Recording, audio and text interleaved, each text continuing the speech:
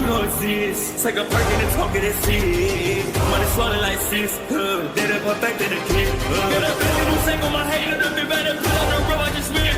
I know we got $1 million. The devil that shit ain't not cheaper than again.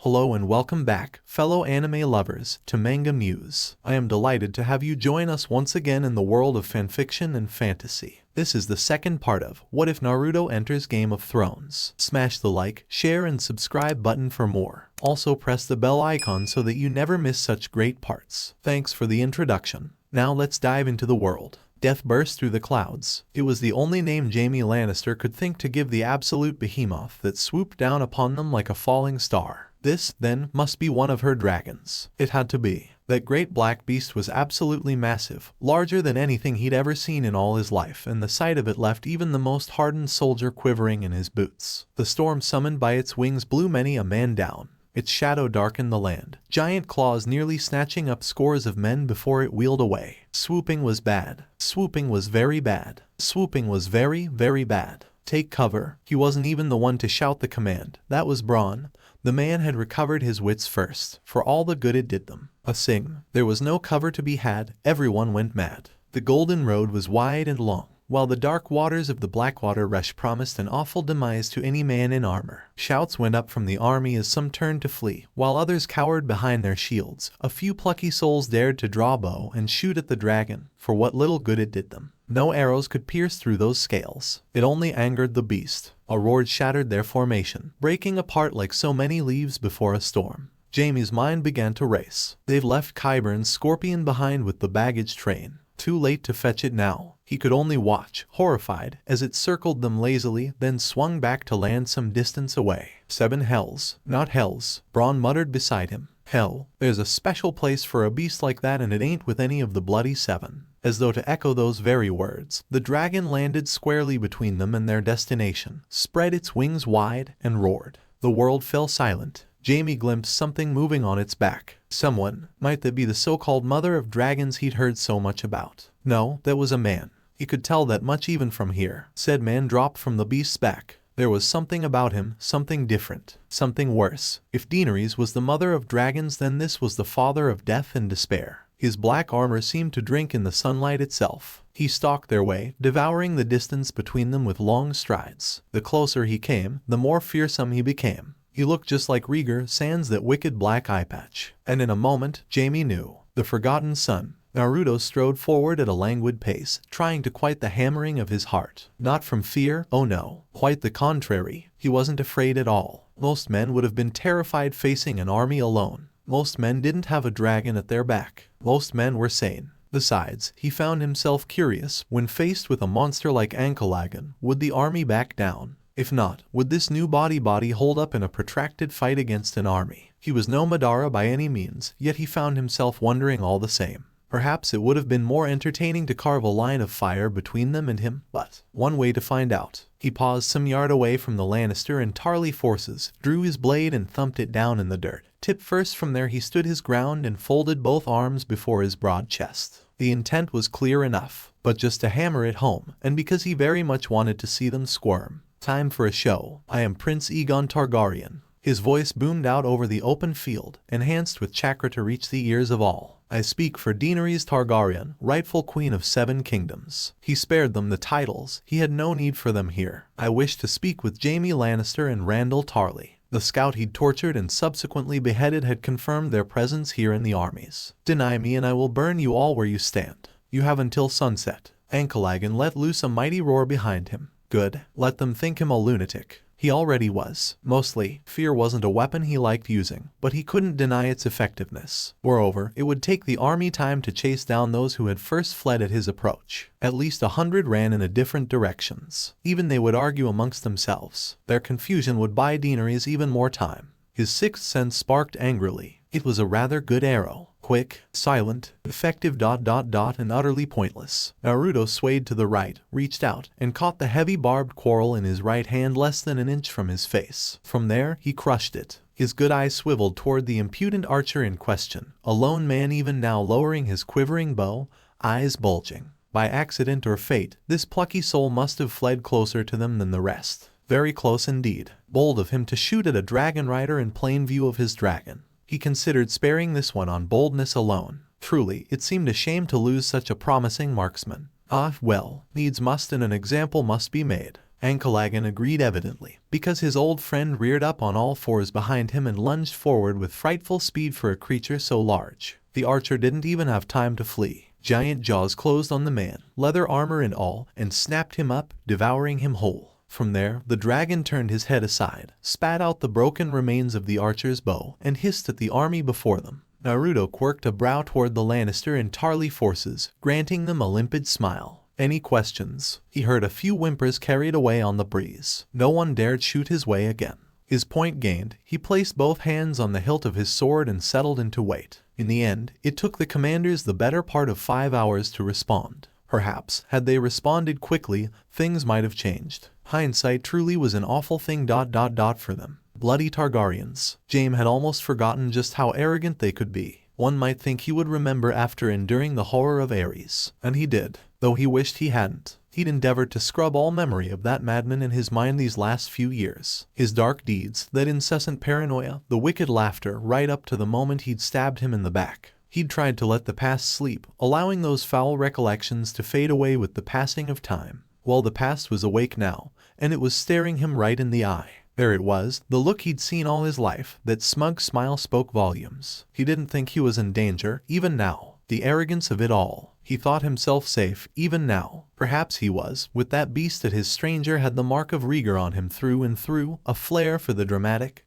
charisma, and the will to walk right into the teeth of an army. Oh, and also a dragon. Mustn't forget that. Where had that blighted beast come from? Naturally, his first rational thought was to deny the boy's identity. And he wanted to, more than anything. He had seen Rhaegar's infant son a time or two back when he was Kingsguard for Ares. He'd also seen the babe's body after the sack of King's Landing. The ruined, bloody skull and missing eye besides. This boy had a scar in the same exact place. He was the spitting image of his father. He couldn't be anyone else. How was he alive? How had he survived? How had he remained hidden for so long? It also brought another, far more sinister question to Jaime's mind. If he was here, then where was Daenerys Targaryen? They didn't dare advance their forces now. Any attempt to do so would meet with disaster. That dragon didn't even need to take flight. With a beast that big, he could just crash right through the army and they wouldn't be able to do a bloody thing about it. With that horrifying scenario in mind, he'd already sent a rider to King's Landing for reinforcements ... and Bronn to bring Qyburn's Scorpion out the wagon train.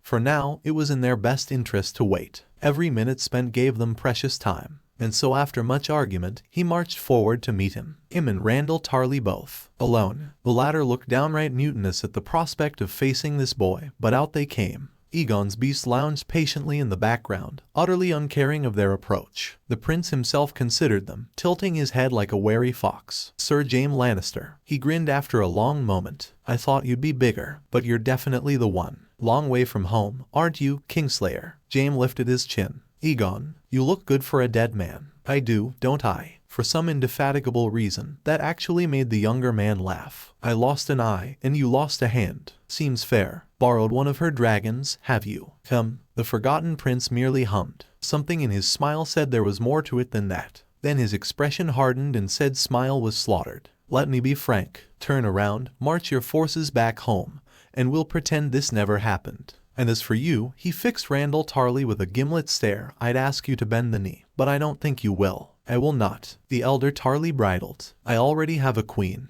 Yes, his sister. The prince tittered with a sidelong look Jaime's way. But she wasn't your queen until recently, was she? His lips curled in a sardonic sneer. When did that happen? Oh, yes. A finger rose. When she killed Marguerite Tyrell in a blaze of wildfire and destroyed her house for all time. So it appears your allegiances are somewhat flexible. Randyll at least had the good grace to look ashamed at that, for he turned his gaze away. There are no easy choices in war. Say what you will about the Kingslayer's sister, but she was born in Westeros, as was I. A manic look flashed through the prince's face before he managed to master himself. Right up until the mountain smashed my skull against a wall. Do you have any idea how much that hurt? No easy choices in war indeed. Make another excuse. He crooked a finger toward his ear, making a come-hither motion. Tell me another lie. Go on. I'm listening. Jaime knew he shouldn't smile. He really shouldn't. No one liked Randall Tarley. He was a rigid, dogmatic man, but he had an army, and thus his uses. It was still amusing watching someone dress him down. Credit where it was due, the Tarley patriarch tried to rally. Your so-called queen wasn't even born in this country. Wrong again. Even James smirked a little at the peal of laughter that followed.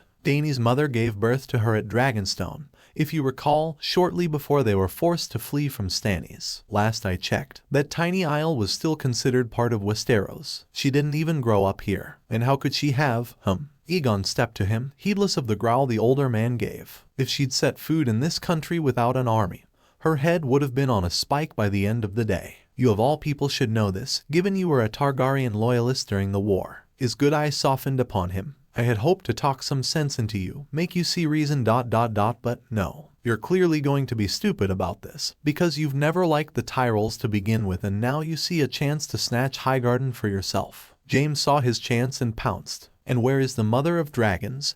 Not with you, certainly. He sent a challenging smile his way, too afraid to stick her neck out. Aegon's smile grew another inch. You wouldn't believe me if I told you. The words formed an iron weight in James' gut. She had 2 other dragons. Where were they? Ironically, Tarly saved him from saying something foolish. You're as mad as your grandfather if you think you're getting out of this alive, boy. Mad, am I? Aegon rounded on him with a genial smile. It didn't reach his eye. Humor me for a moment. If Ares were here, if he were still alive, if he had a dragon, he would have come down on your army with fire and blood. He would have burned you all alive without a second thought and laughed as you cooked in your armor. He looked left, then right now, relishing the words. Yet here I am, offering you peace despite your crimes. He added the last bit with a significant look Jaime's way. Oh, it was his turn now, was it? Randall puffed up. Why, you impudent little. Be quiet. A hand rose, cutting him short. The adults are talking. I have no more words for you. Jaime knew he really shouldn't. Yet he couldn't help but rise to the bait. And what crimes are those? The prince looked him dead in the eye and tutted softly. Treason, for one. And so they circled back to his namesake once again. For killing your precious grandfather, I take it. No. The word both rattled and surprised him in the same moment. Ares was a horrid man, and Rhaegar my father became so obsessed with prophecy that he tore the realm apart. They made their beds and now they lie in their graves. No, I'm talking about more immediate treason of the fiery variety. He winced despite himself. I'd hardly call it that. Lady Olenna betrayed the realm.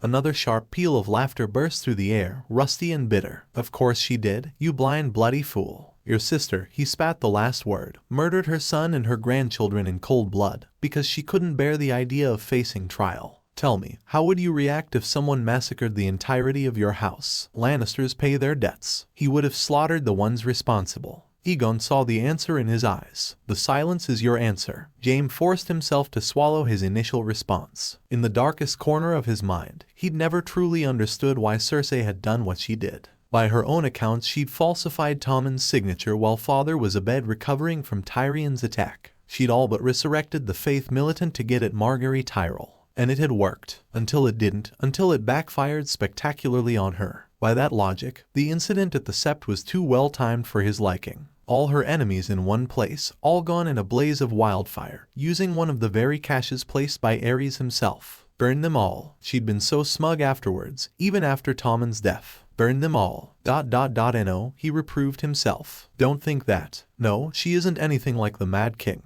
Burn them all. Cersei's crimes were never proven. He shook his head and forced the words out over a heavy tongue. What happened was a tragic accident triggered by a misplaced cache of wildfire. The Mad Prince winked his way. Now who's the liar, Kingslayer? Randall scoffed. Enough of this. You clearly have no interest in negotiating with either of us. An open palm cracked across his face and snapped his head to one side. You dare. Didn't I tell you to be quiet? This is me negotiating. The prince put in plainly, lowering his arm. I've just told you to turn around and go home. Do that and we can avoid bloodshed. Today, speaking of which, in a single swift movement he leaned past them, eyeing the army at their backs. Jaime realized his intention a second too late. Men of Westeros, Aegon called out to them. This is your one and only warning. Face me here and you won't live to see the Dragon Queen's mercy, because I'll kill you where you stand. An uneasy ripple passed through the army. Randall whirled. Stand firm. Think of your families. Aegon implored them in return. Your mothers, your fathers, your wives and children. Do you truly want to leave them alone in this world? A pale brow rose as he considered each of them in turn, gaze raking over the lot of them. Because that's exactly what you'll be doing if you stand firm here today.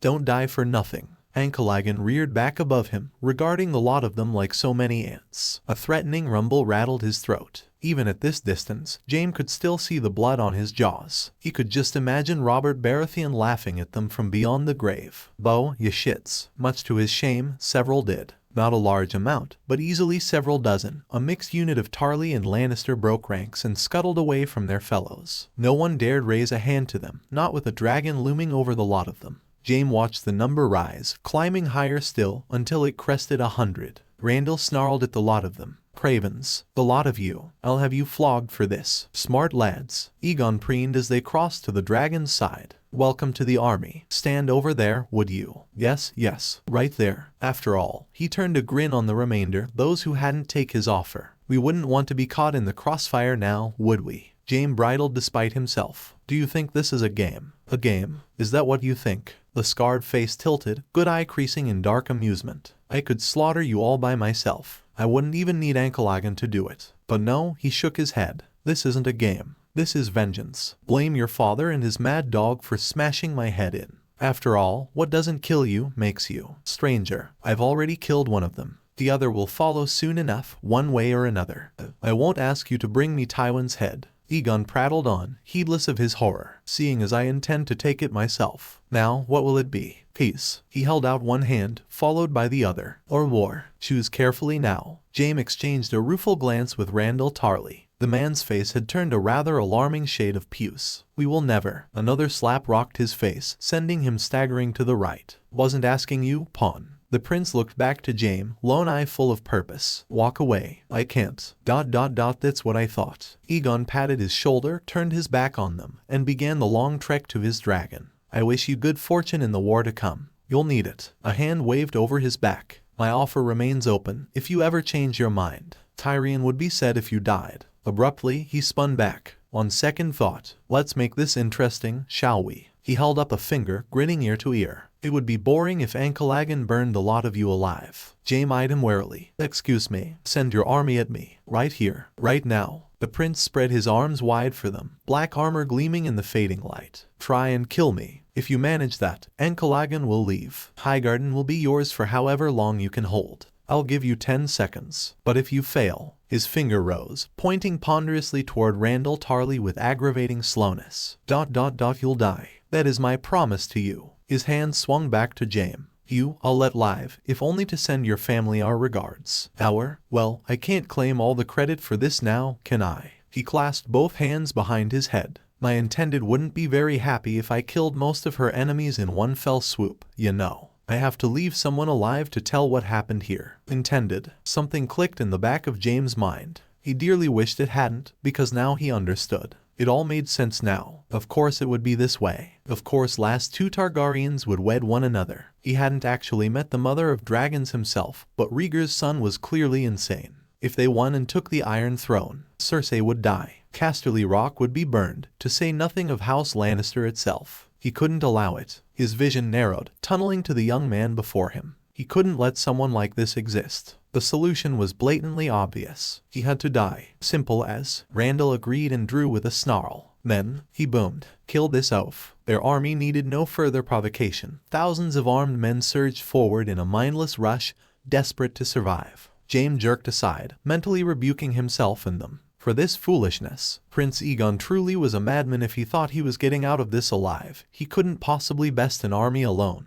Not without his dragon. So why was he so infernally confident? He wanted to ask him, but never had the chance. The army swarmed the Forgotten Son a moment later, burying him in bodies and blades. James saw blood fly through the air, heard the sounds of weapons piercing flesh. Soon enough he lost sight of him in the press of bodies. He looked away after a moment, unable to bear the sight. Well, that was the end of him. "Bloody fool," Randall muttered under his breath. What was he thinking? He turned and froze, choking on the word. James saw why. Ankalagan had somehow crept closer when they weren't looking. Indeed, he'd been watching them for some time now, not moving an inch. The dragon did not mourn the death of its master, not a jot. It didn't react at all to what must have been a grisly death. It was every bit at its ease, like a cat considering a band of starving, desperate mice. Quite suddenly, it raised its head and looked over their heads. It trilled softly. A muffled shout was their only warning. Soldiers flew through the air. Bodies hit the floor. Jamie rounded on the sound, eyes bulging.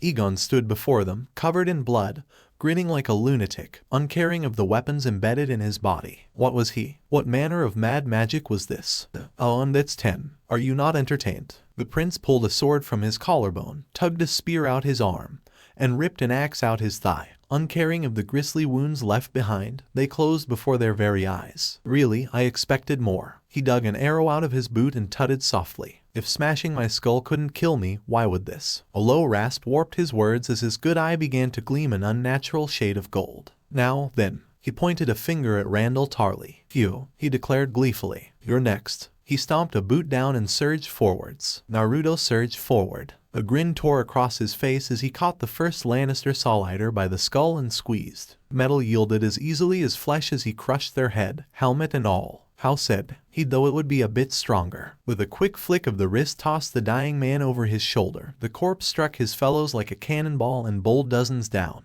More. Someone struck at him with a sword. He caught the blade, ripped it free, and sliced them in half at the waist. Not enough. Blood flew through the air as he mowed them down one after the other. Perhaps, had he glimpsed his reflection in that moment, he might have felt a touch of concern. He could feel the smile on his face now, a shit-eating grin stretching whiskered cheeks ear to ear. It wasn't an expression he'd ever worn in his last life. This wasn't a true blood rage, but rather one born from visceral glee. Joy at understanding that he hadn't missed a step. Exhilaration to realize he remained every bit as lethal as he remembered, and finally, laughter when he knew they couldn't stop him. He needed more. 10 seconds. He'd given them 10 seconds to satisfy his curiosity on a whim, to see what they could do. As expected, he really couldn't die that easily, and so he leaped at them again. Ducking, whirling, ripping and tearing, he cut a path through their bodies. Swords bounced off sage-hardened skin. Arrows caromed wildly off his breastplate. Someone threw an axe at him, only for him to catch it and hew out the legs of another soldier, leap off their tumbling body,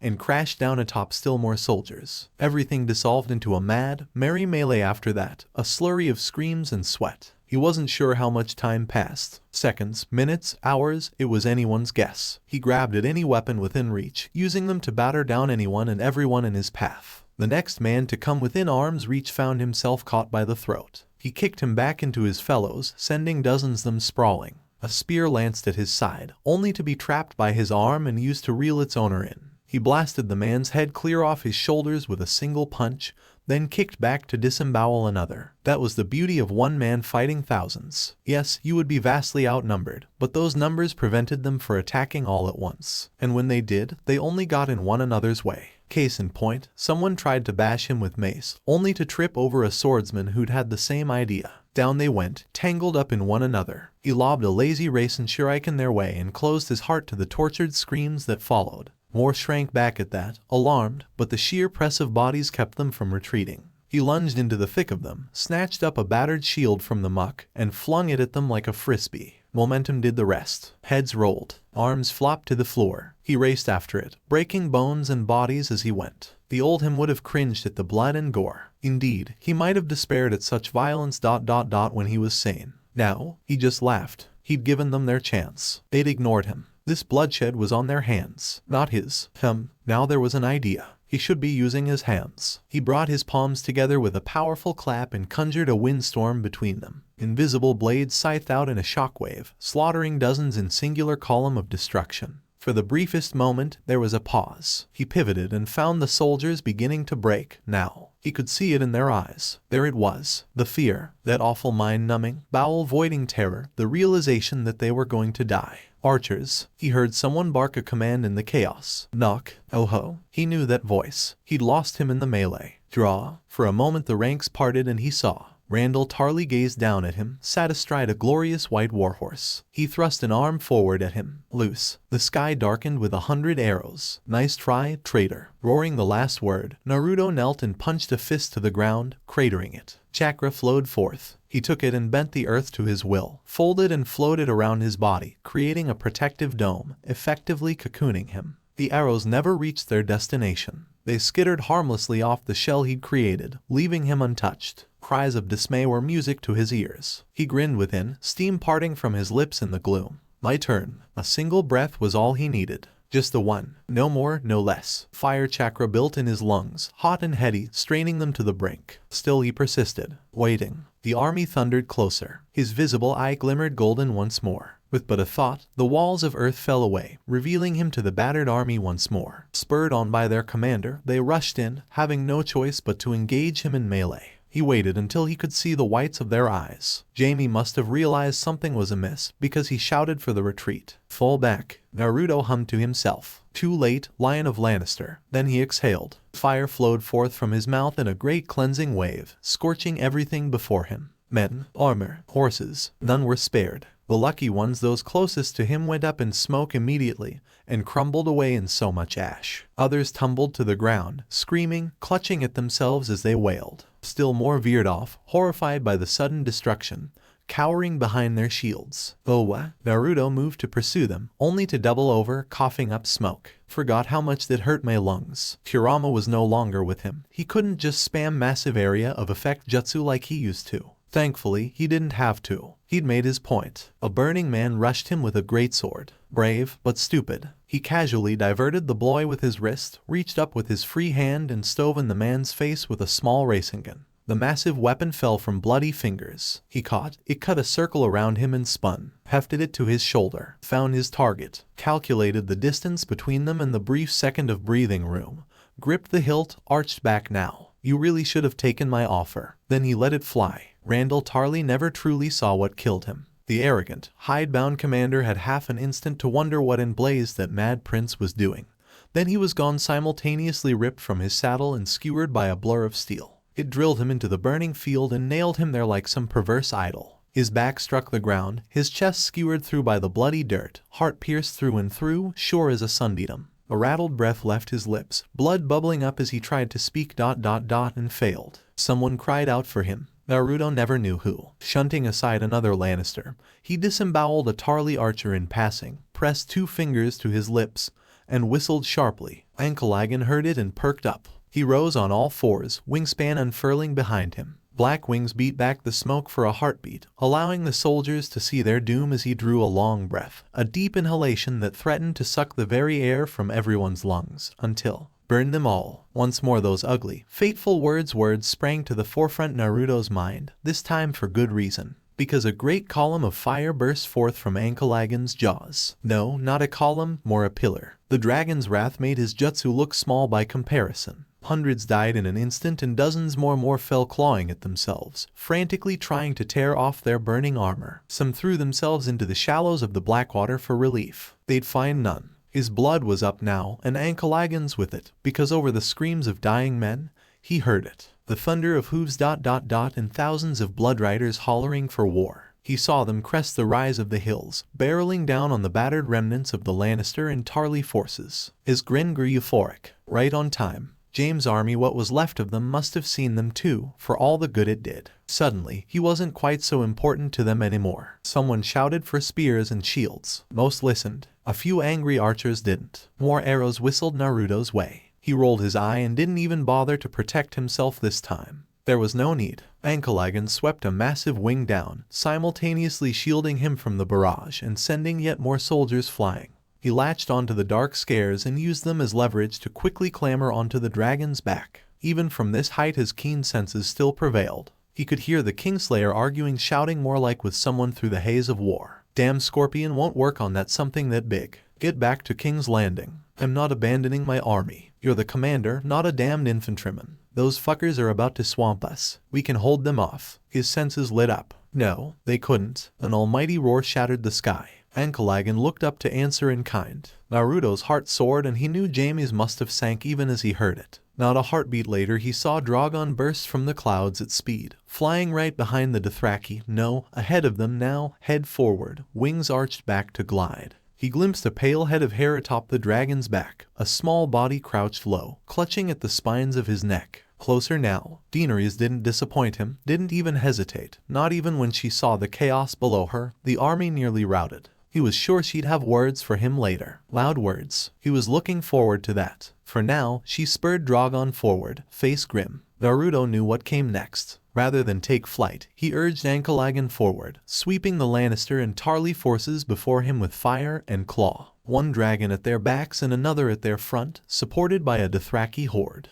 The outcome was never in question. Jaime had an instant to realize his mistake. That little bastard. He'd stalled them. Daenerys Targaryen didn't have 3 dragons. She had 4. There was no way out. Not for him, not for Bronn, not for anyone. No way out but through. For a moment, he could have sworn he heard a single word shouted on the wind. He heard it a second too late. Dracarys. The world erupted. Fire and blood. There were days when Tywin Lannister dearly wished he had died on that bloody privy. That he'd simply succumbed to his wounds and slipped away in his sleep. Today was such a day. Death was often a tempting notion in his darker moments, a simpler alternative to dealing with the drudgery of his humdrum existence. Once, he had been powerful. Once, the 7 kingdoms had feared him. Once he had all of Westeros at his fingertips. Now he was a broken shell of a man, clinging to what remained of his life. How unseemly. These days, his chest ached with nearly every other breath he took and he had to walk with a cane. Tywin expected he would need the infernal thing for the rest of his days, few though they might be. Had those crossbow quarrels struck just a little closer to his heart, he would be moldering in a grave right now. Sometimes he wondered if Tyrion had shown him mercy, if this was what he'd intended for him all along.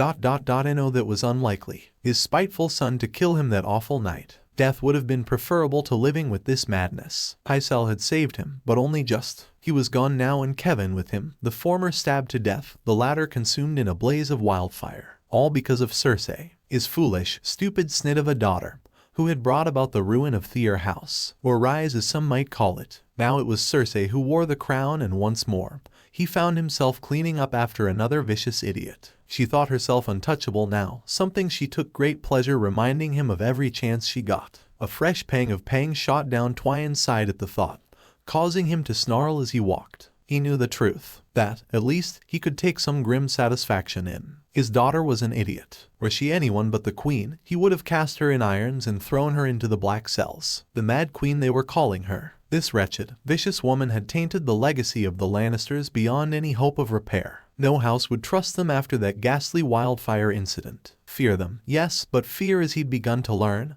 was brittle. It could be broken, shattered, given time. Ares had been feared and everyone knew what fate befell him. Common sense said Cersei would follow that lunatic into the grave. But this time there would be no Jaime Lannister to save the day. He was away, sent far afield to deal with the treacherous Tyrells. Even were he here, Tywin very much doubted his son would be willing to repeat his prior act of regicide. No, the realm was stuck with Cersei ... for now. That could change. Would it? Should it? In the end it all came down to family. Legacy. It was the family name that lived on. And what a foul family they'd become. Lord Tywin. Someone called out to him in the hall. He pivoted to face them, cursing softly as his side protested. Speak. It was some minor squire or another, he couldn't be bothered to remember their name. A messenger, my lord hand. The page rushed up to him and bowed deeply at the waist. He's ridden hard from the Blackwater rush. His blood ran cold. No, surely not. It couldn't be. Well, what news? What has happened? The boy told him, for the message was brief indeed.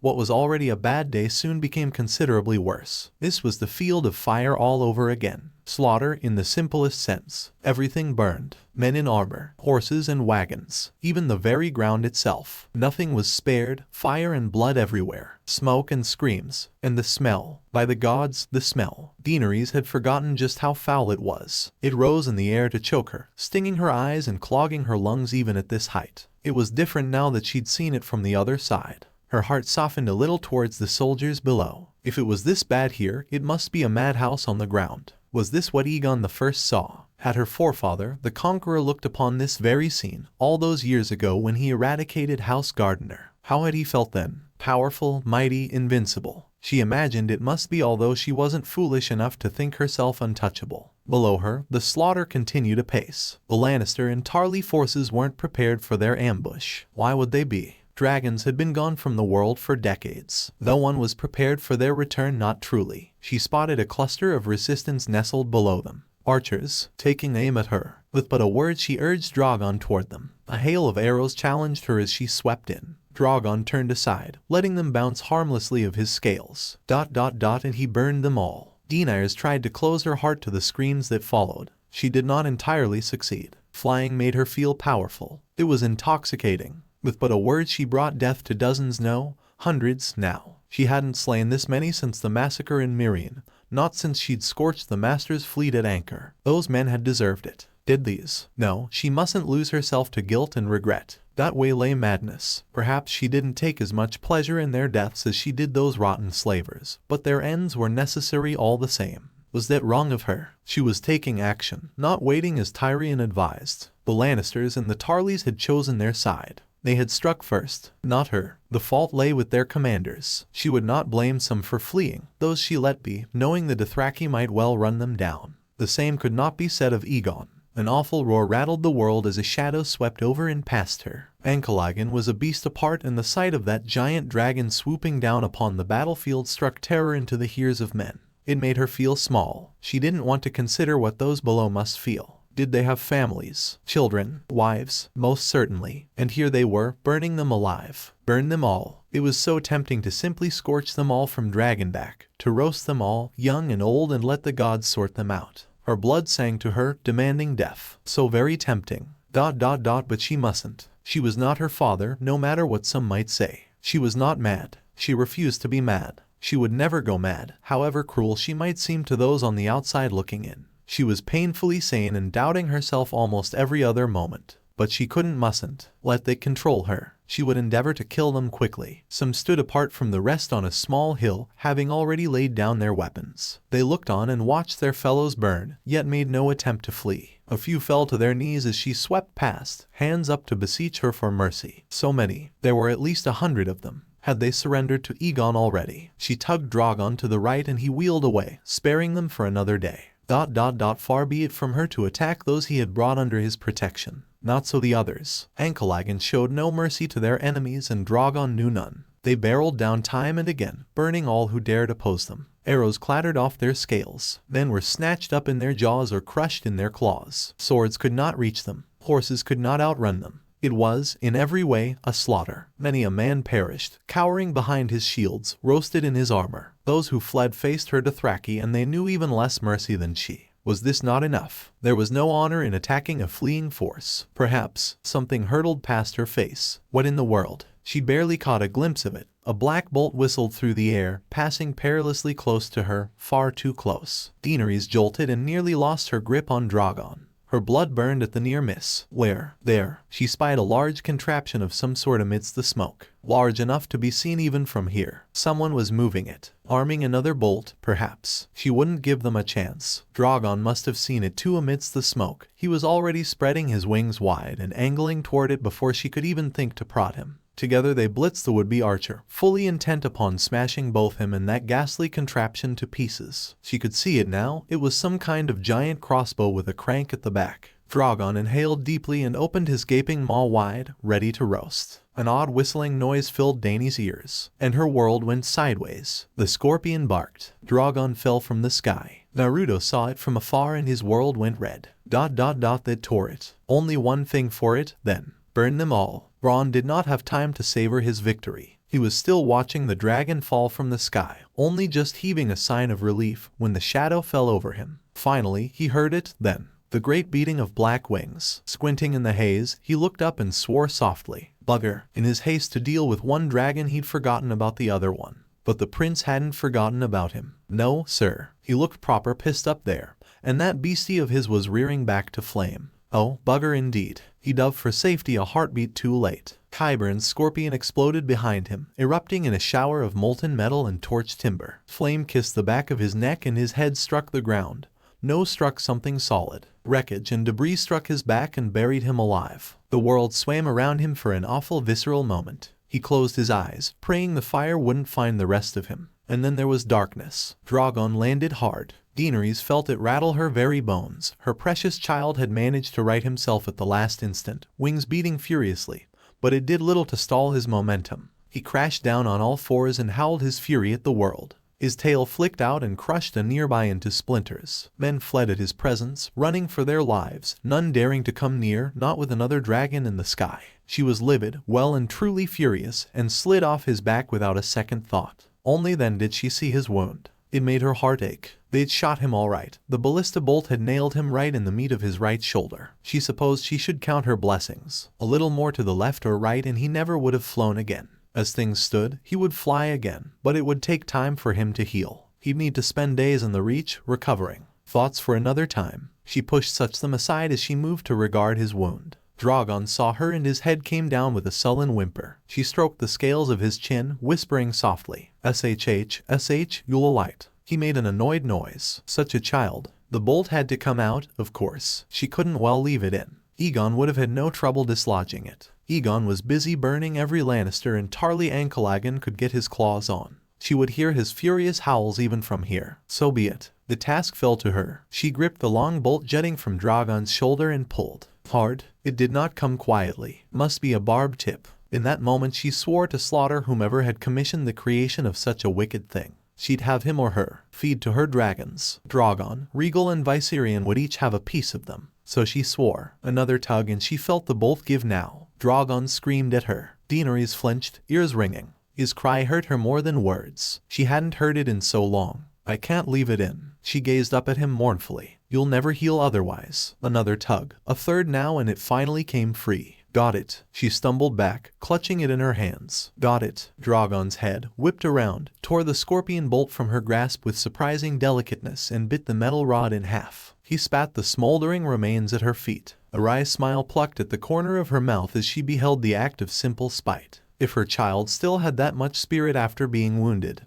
he would be just fine. Movement surged in her peripheral vision, commanding her attention, and with it, the harsh clatter of approaching hooves. Daenerys experienced a sudden shiver of nameless dread. Who would be foolish enough to? She whirled to face whomever it was, praying it was one of hers and not the enemy. No such luck. She beheld a stranger atop a pale horse, a man in armor thundering her way, lance in hand, thrust down and ready to impale her. His face was grim yet handsome, but also somehow familiar. She could see the anger in his eyes, the hate, the determination to ride her down, no matter the cost. Her heart froze. She couldn't move. There was no time. He was too close, and she was unarmed. Her life flashed before her eyes. Drogon curled around her protectively and opened his maw to flame. And with a furious cry, Ankalagan swooped in, caught the Mad Rider in his massive claws, horse and all, then wheeled away over the Blackwater rush. All this in an instant. He wheeled away, gained some distance, then dropped both into the drink miles away. Daenerys watched the distant tiny specks crash into the water. Neither resurface. Good. She hoped the fool drowned in his heavy armor. Another humiliating reminder of her shortcomings. For all her dragons and blood right in presence, she could not defend herself in combat without her dragons. She'd entertained the notion of self-defense before on a whim, but now it was a necessity if she was to survive. And repay her rapidly growing debt to Aegon. She turned her gaze to the burning, ashen field. But for now, with that last bit of resistance quashed, it seemed the battle was over. Time to pay the butcher's bill. Someone dragged him out of the water. Jaime rolled over and wretched on the shore, wasted and gasping for air. Someone rolled him over, pressed a canteen to his lips now. It tasted of old ale. Gods, but he needed a drink after all that. He sipped, scowled, and squinted up at his rescuer. Peered at them now, to no avail.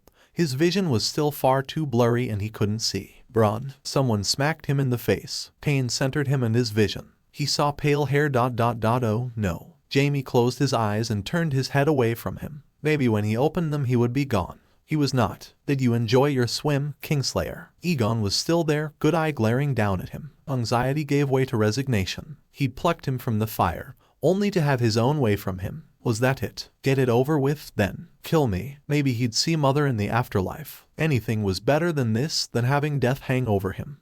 No. Aegon's good eye swiveled down and a smile dimpled his face as he regarded the blade in his belt. I won't take your life. I expect you want that. No, he said again, planting a dirty boot on his chest. You're going to sleep here for a bit, then you'll ride back to King's Landing, to your dear daddy, and tell them what happened here. All of it. Every bit. Tell him what's coming for him. Tell him I'm alive. But first, he plucked Widow's Wail out of his sword belt, sheath and all. Jamie hadn't the strength to resist. I always wanted a Valyrian steel sword. Thanks for the gift. A boot crashed down on Jamie's face. The survivors surrendered soon thereafter. What choice did they have? They had been routed, their general slain, their wagons burned. Jamie Lannister was missing in battle and presumed dead. A shame. She didn't even know what he looked like. Those who could flee already had. The troops of Highgarden and the Dothraki were even now rounding up the stragglers. Few remained, only a scarce 100 or so out of what was once thousands. Those who kneeled, and she suspected there would be more than few, would live to see another sunrise and would be integrated into her forces. Those who did not, well, the matter would be dealt with soon enough. Ankalagan winged down behind her. Drogon trilled a greeting. On the larger dragon returned. Aegon dismounted and Strode sauntered really her way, looking quite pleased with himself. Daenerys noted the new sword in his belt and frowned a little at it. Before she could think to question it, she saw his face. There was blood on it, yet no wound to speak of. She stepped to him and ran a hand over his face. Are you hurt? Nope. He smacked his lips merrily, delighting in her concern. How about you? You don't look any worse for the wear. I'm fine. Good. She took his hands in hers, permitting herself a brief moment of comfort, and kissed his cheek. We can speak more later. She drew away, tamping down her own burning desire. Will you stand with me now? Always. Below them, a rumble of confusion passed through their captives. I suppose we should say something to them. Her intended granted her a wry smile. Yes, we should. Together they turned to face the captured soldiers below. These men did not love her, they feared her. They were right to, but she hadn't come rule with fear, no matter what they might think. Time to address that. She cleared her throat and spoke to them. I know what Cersei has told you. She paused for effect, raking her gaze over them. That I've come to destroy your homes, murder you, and orphan your children. That's Cersei Lannister, not me. I'm not here to murder needlessly, and all I want is to destroy the wheel that has rolled over rich and poor, the benefit of no one but the Cersei Lannisters of the world. Another pause now, manufactured to let those very words sink in. I offer you a choice. Bend the knee and join me. Together we will leave the world a better place than we found it. Some were already kneeling. Good. Or refuse and die. She finished. Some more knelt at that. Not many, but some. She took note of their faces. For while some knelt, others did not. Others stood tall. Her gaze settled upon one in particular. Step forward, my lord. When he did, she smiled. Will you honor me with your name?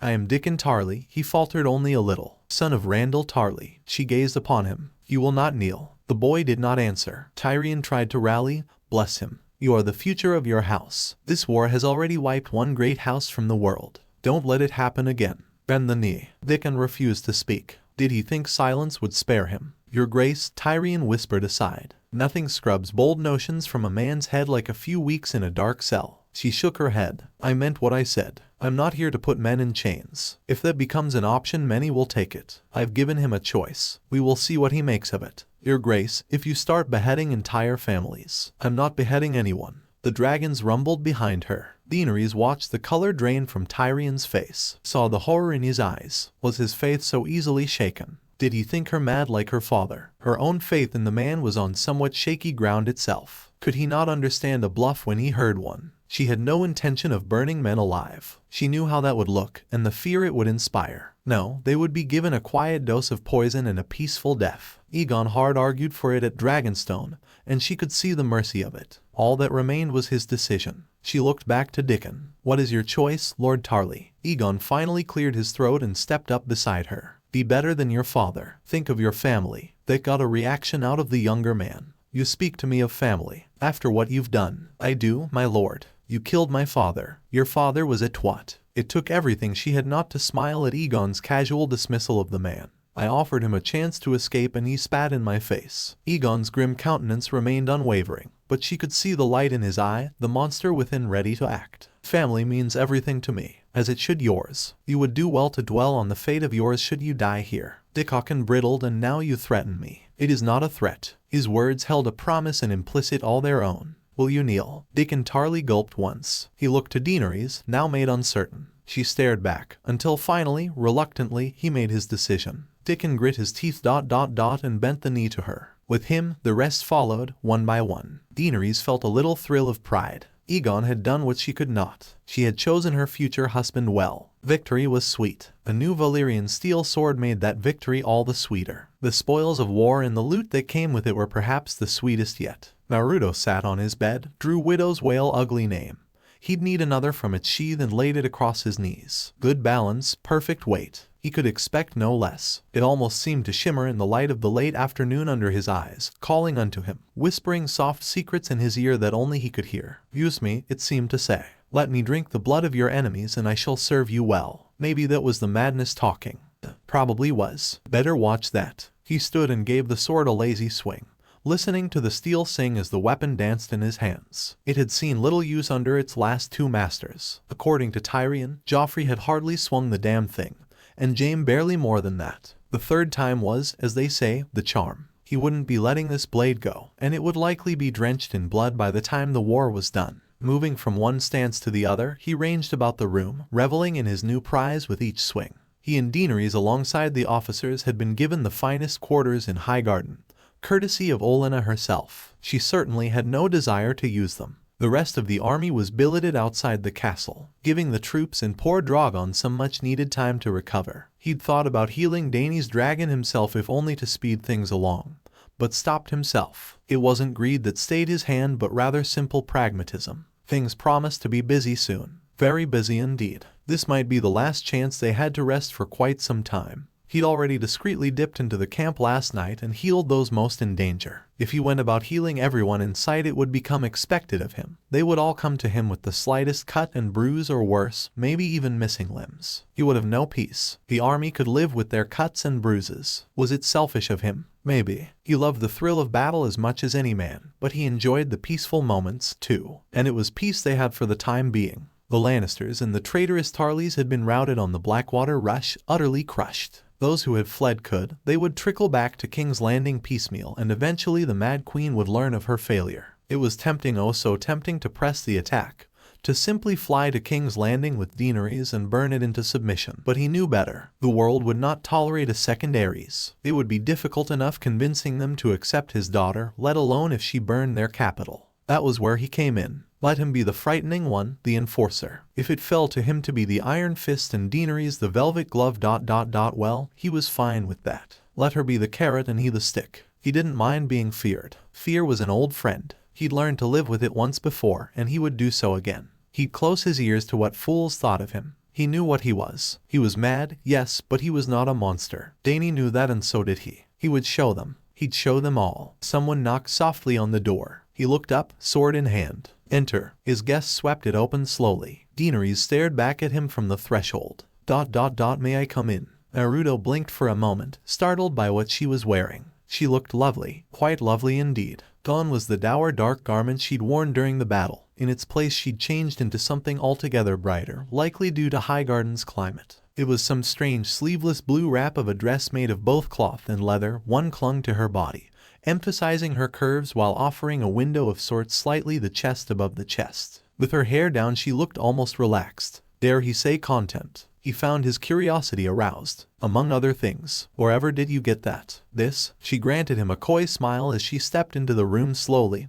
hips swaying. I once wore this on the road to Meereen. Those were simpler times. Her eyes seemed to stare past him for a moment, doubtlessly reliving some distant memory only she was privy to. Everything seemed so much easier then. She performed a little twirl and he glimpsed her exposed shoulders in passing as she spun back to face him. Do you like it? Very much. Very, very much. He wanted to peel her out of that dress, slam her against the nearest wall, and, he coughed into a fist, sheathed Widow's Wail, took a moment to master himself and nodded slowly, trying to stomp down the desire she'd sparked in him. Blue suits you. You should wear it more often. Is that so? Something sparked in her gaze. And what of you? Her gaze raked him up and down, admiring his new attire. You seem rather proud of yourself. A curious choice of words. Was he? Naruto Egon took a moment to consider himself in the mirror as he considered his black and red double with matching trousers, washed hair, and freshly shaven face. When paired with his eye patch and Widow's Wail, he looked downright roguish. But her words haunted him. Was he proud of their accomplishments? Yes, he decided.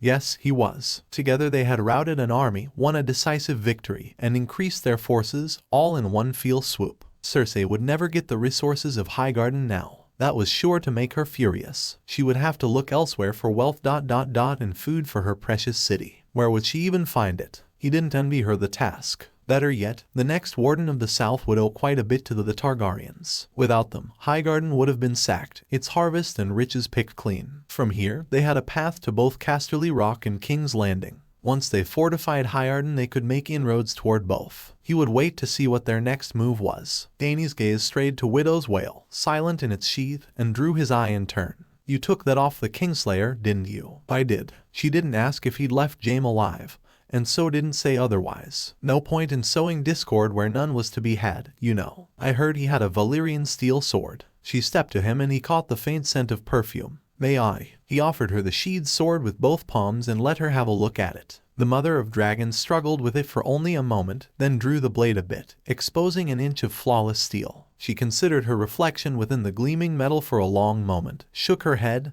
then sheathed it with an effort. I've decided to take up a sword myself. She handed it back to him. I was vulnerable there at the end of the battle. I never wish to feel that way again. His brow furrowed, turning her statement over in his mind. Was she asking what she thought he was asking? Alas, his tongue betrayed him as surely as his eagerness. I could teach you a few things.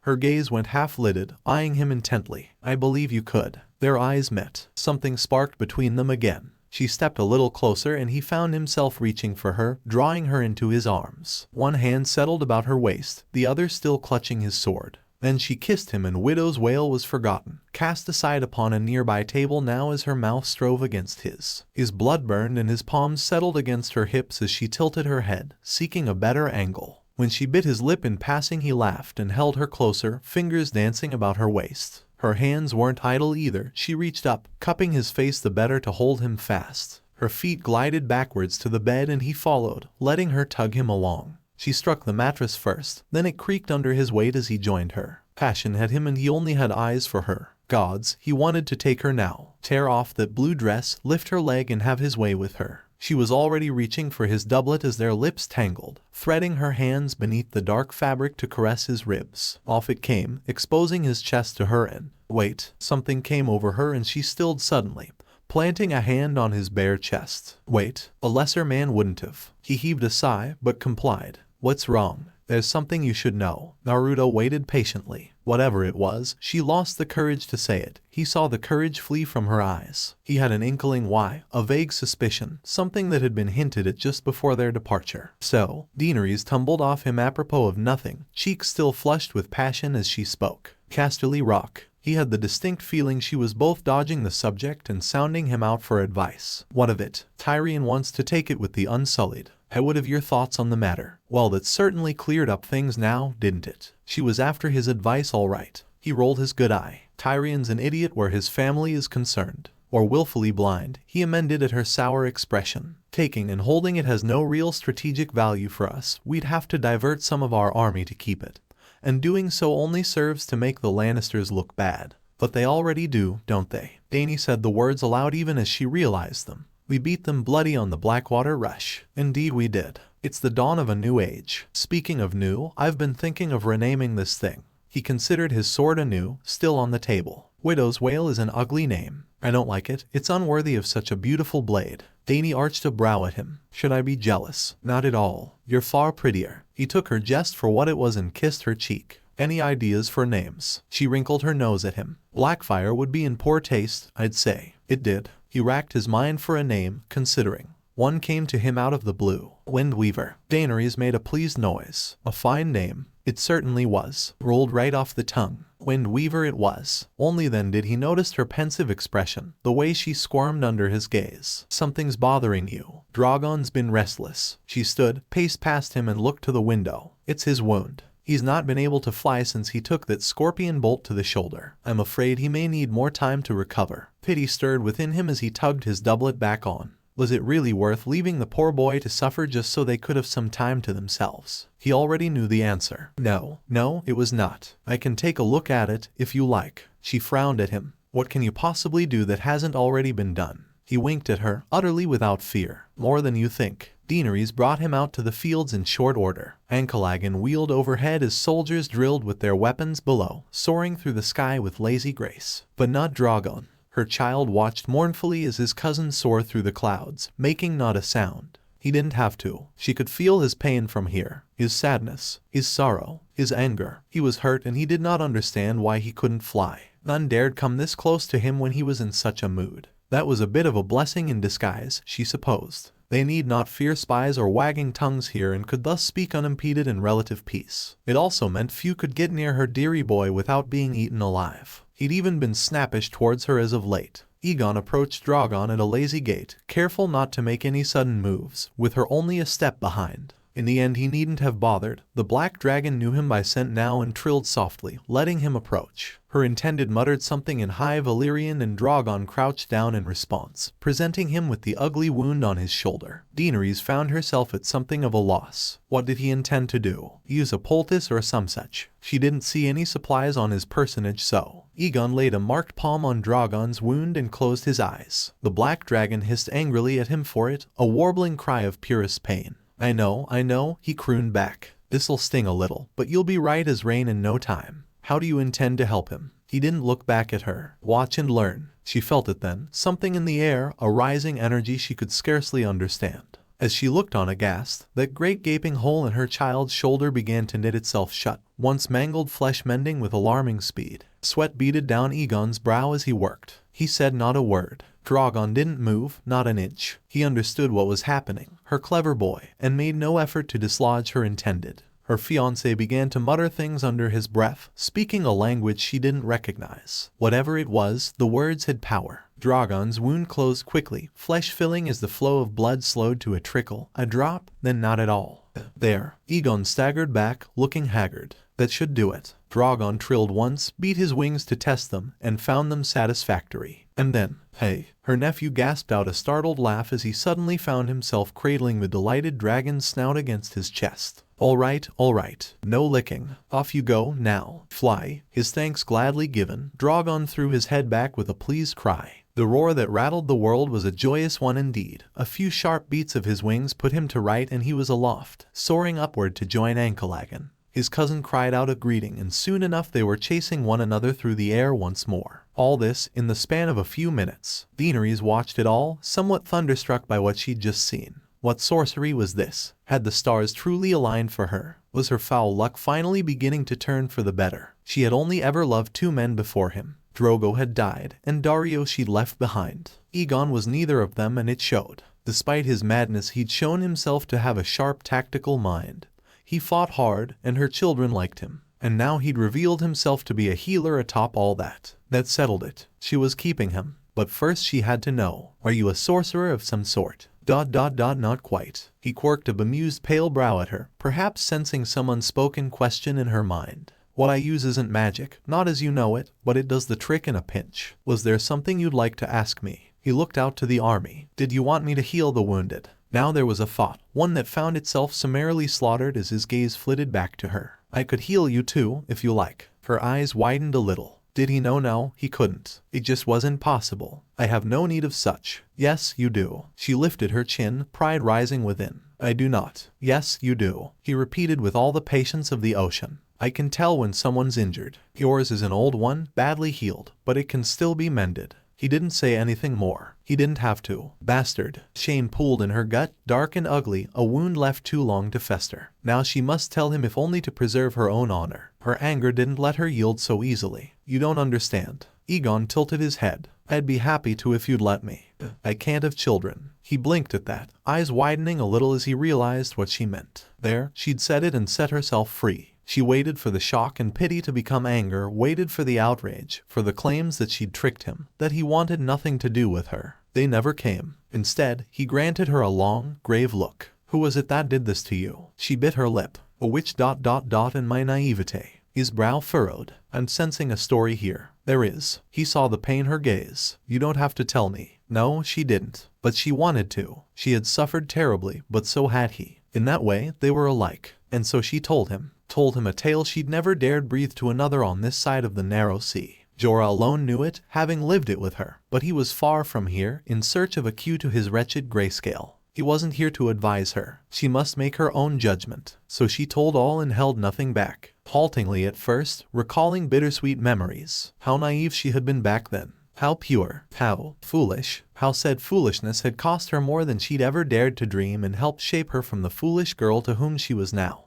And there you have it. She finished her tale of woe with a sigh. I paid the price for my foolishness. It's just not possible. May I? Egon remained undaunted and held out a hand just shy of her stomach. He did not touch, not without her permission, despite having returned her kiss prior. She nearly scoffed, but reconsidered at the last. What was the harm? She had nothing to lose and everything to gain. At worst, she would be disappointed, and something in her yearned for success. This is an old wound, long since healed. You cannot simply undo what has been done. He smirked, rising to the challenge. Never say never. His palm gently touched her flat stomach. Nothing happened. A moment passed. Another, then another still, now. His hand pulsed and something shot through her. It was pain. Heat fire burning make it stop. Her body jolted in agony as she doubled over in surprise, ready to cry out only for the pain to fade as quickly as it came. Something warm spread from her lower stomach, a faint tingling sensation that vanished thrice as fast. She'd felt something just then, like a tightly wound not deep within her had come undone. She couldn't be entirely certain, but had he really? What did you do? I healed you. He said it as though it were the most obvious thing in the world. That went well beyond healing. She'd felt him reach inside her and twist. Just what are you? More than a mere Targaryen. That much had become abundantly clear to her. Much more. Family. He smiled softly for her, sadly even, and she knew in that moment he saw her awe ...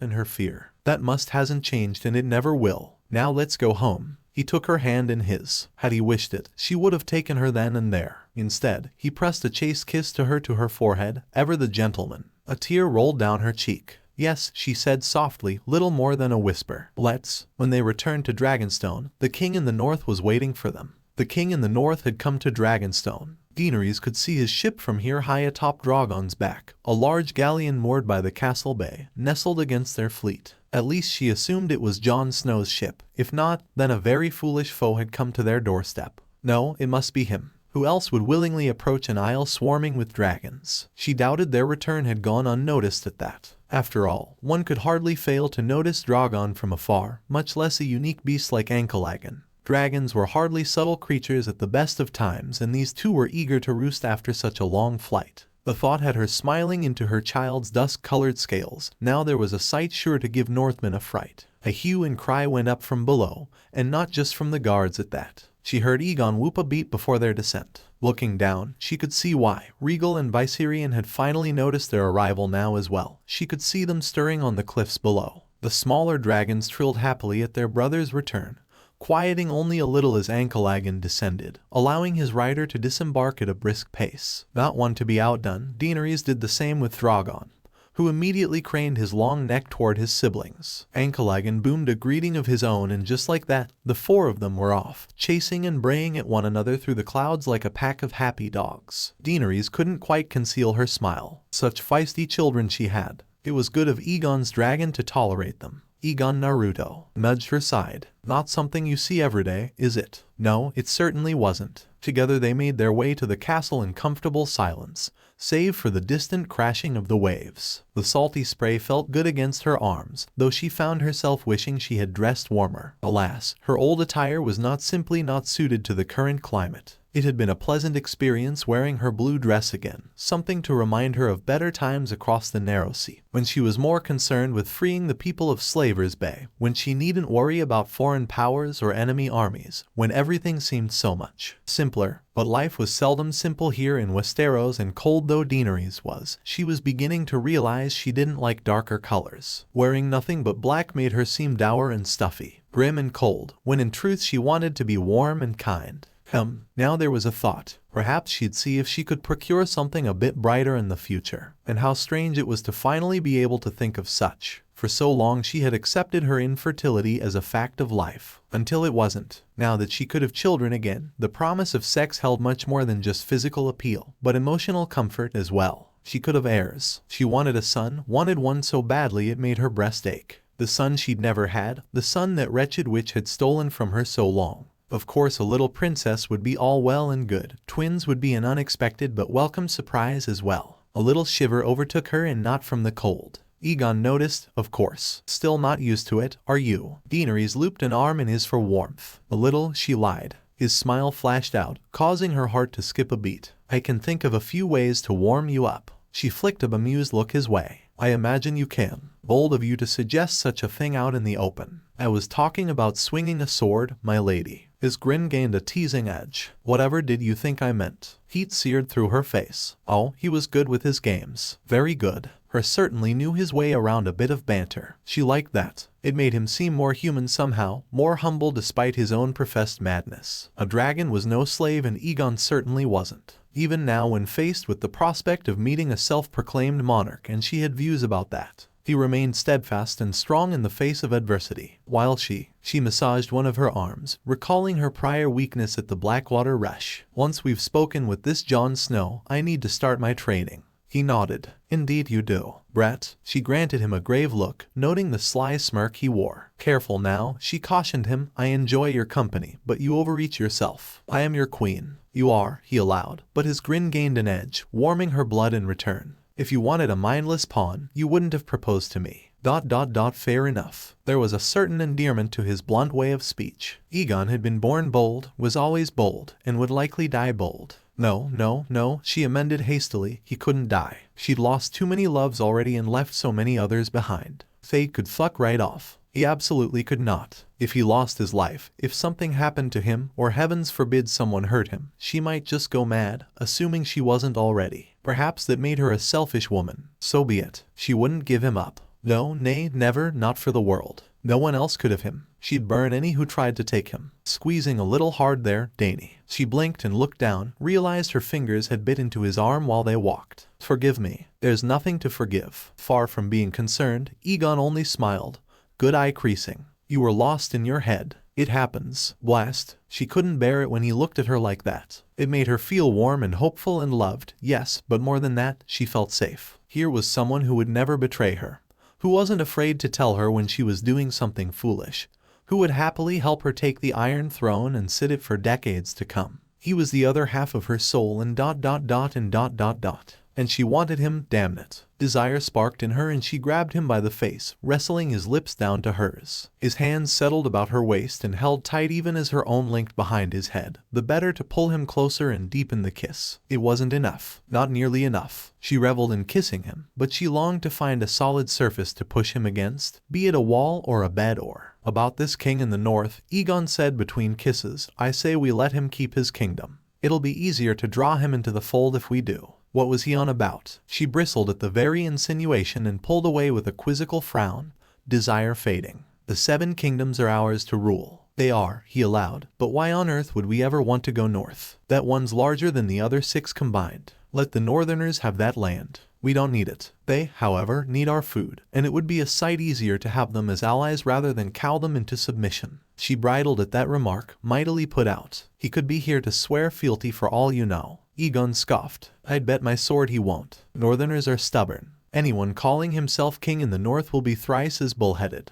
Did he even realize what he was saying? She'd crossed the narrow sea to rule Westeros, not half of it. I will not simply give away a piece of our realm. Dany. No. She scowled at him. I will hear no more of it. Egon looked like he wanted to argue, but thought better of it. Let's make a wager, then. An almost impish gleam shone in his good eye. 30 laps around the yard says Jon Snow won't bend the knee. Running laps. Her. She wanted to train, yes, but that sounded awful. He'd probably chase her all the while. She wanted to say no, and yet her Targaryen pride prickled at the thought. What if I'm right? I'll serve you on hand and knee for the rest of the month. I'll even compose a ballad for you. He offered her his hand, grinning like a fox. Deal. Her brows show into her hair. You can sing.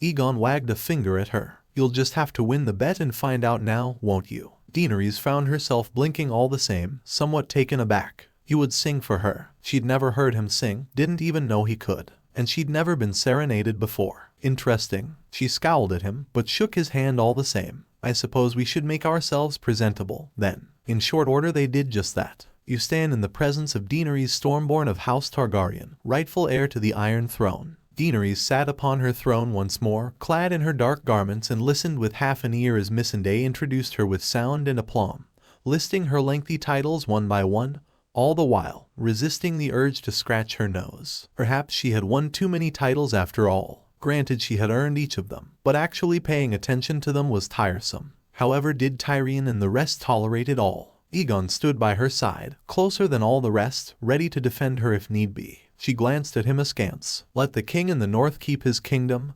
Honestly, did he take her for a fool? He might have come to bend the knee for all they knew. That said, Jon Snow was certainly a fierce-looking man, lean and dark-haired, with all the pale skin of a northerner. He was certainly fit enough in that armor of his. If her heart hadn't been for another, she might have found him handsome. As it were, she wondered at the bravery it must have taken for him to come here with so few soldiers. Doubtless his advisors had told him to stay away. Yet here he was. Curious. This is Jon Snow. The weathered man beside him introduced the still silent Northman. He's king in the north. Thank you for traveling so far, my lord. She addressed him kindly. I hope the seas weren't too rough. He granted her a careworn smile. The winds were kind, your grace. Apologies. His second interjected ruefully. I have a flea-bottom accent, I know. But Jon Snow is king in the north, your grace. He's not a lord. Oh, he wanted to play games with her, did he? All right, she'd play. Forgive me, sir. Tyrion interjected on her behalf. Your grace, this is Sir Davos Seaworth. Forgive me, Sir Davos. It took every bit of her ironclad self-control to keep a cold smile from splitting her face. I never did receive a formal education, but I could have sworn I read the last king in the north was Torrhen Stark,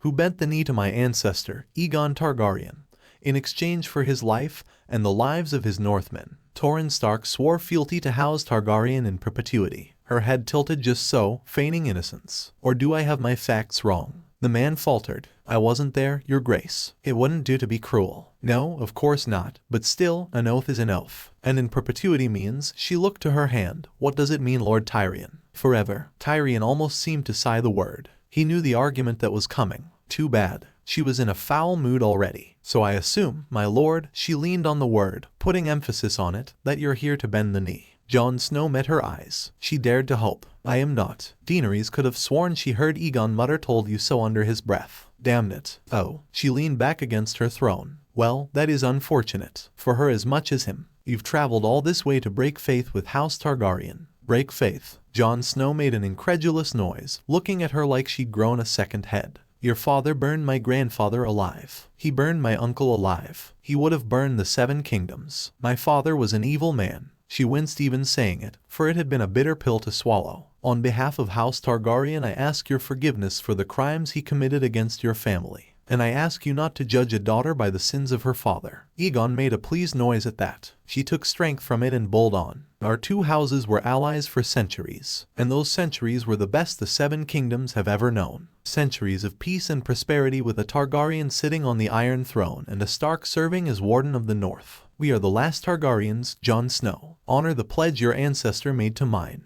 Bend the knee, and I will name you Warden of the North. Together we will save this country from those who would destroy it. He looked around for a moment. You're right, he said at last. You're not guilty of your father's crimes. Her heart soared with triumph. Ha, take that. Victory was hers. ... And I am not beholden to my ancestors' vows. Hope died. Stubborn foolish son of a. Then why are you here? Because I need your help, he declared. And you need mine. She blinked, taken aback by the sheer audacity of it all. Did you see the dragons flying overhead when you arrived? I did. And did you see the Dothraki, all of whom have sworn to kill for me? Aye, he replied, they're hard to miss. But still, I need your help. Not to defeat Cersei, Sir Davos put in. You could storm King's Landing tomorrow and the city would fall. Hell, we almost took it immediately without dragons. Almost, Tyrion put in glibly. Davos glowered at him. If looks could kill, the dwarf would have been a pile of ashes upon the floor. But you haven't stormed King's Landing. Jon spoke up. Why not? His words instantly put her on the defensive, for there was no clear-cut answer she could give without weakening her position.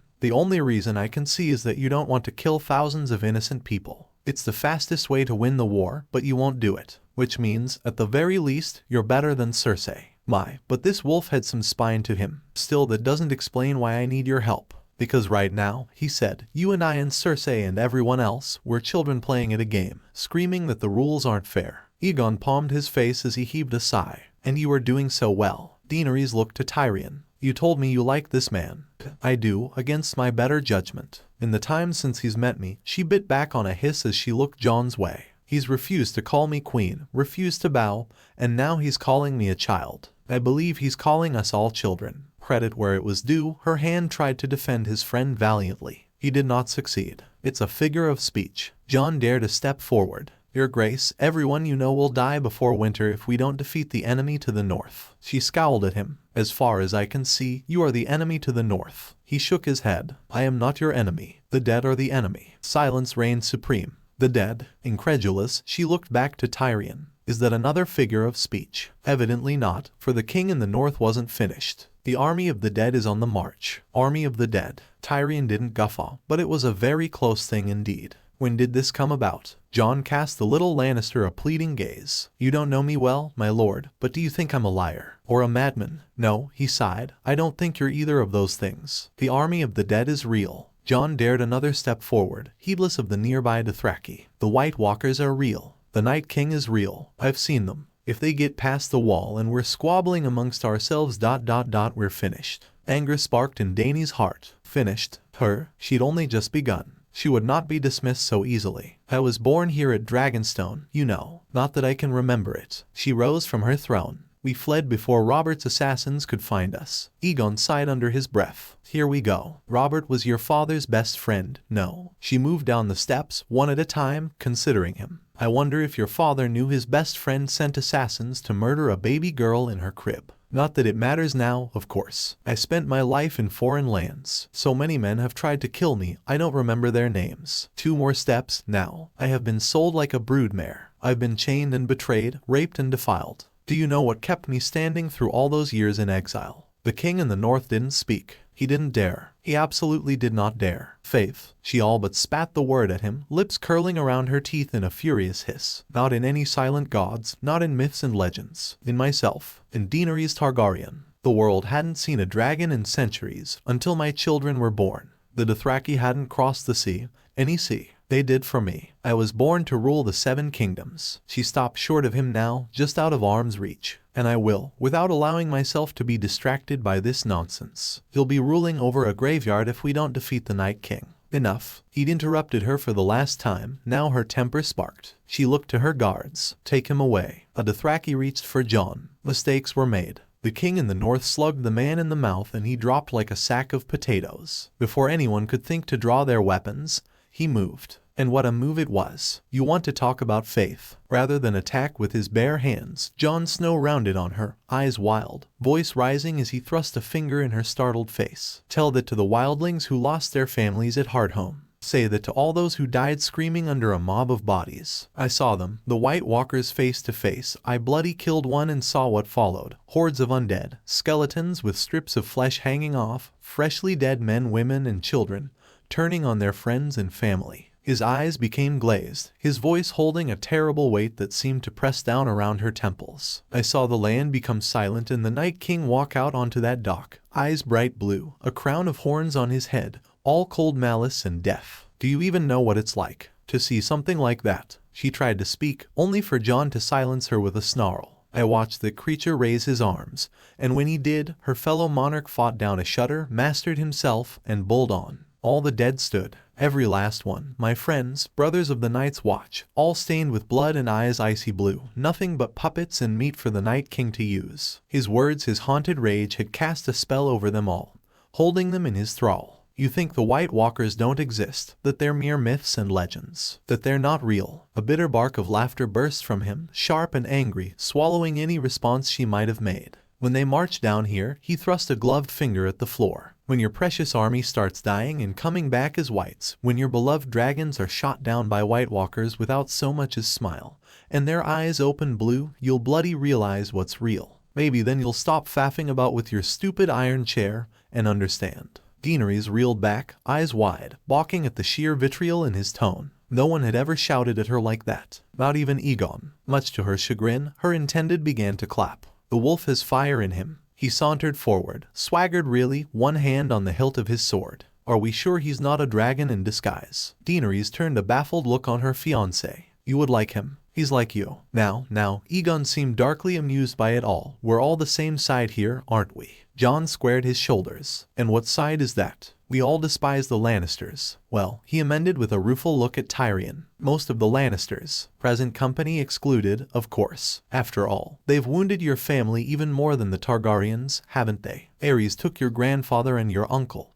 But Cersei and her ilk shattered your family, just as they did ours. Isn't that worth a bit of blood? John hesitated. Aha. Eon thrust a finger at him. There it is. I'm good at reading people. You hate them just as much as we do. It's true, I have no love for the Lannisters. Then you won't mind helping us destroy them first. He cut him off with a limpid smile. It won't even take a week. We'll happily help you with your problem afterward. A week is more than enough time for the army of the dead to face the wall. The war against my sister has already begun.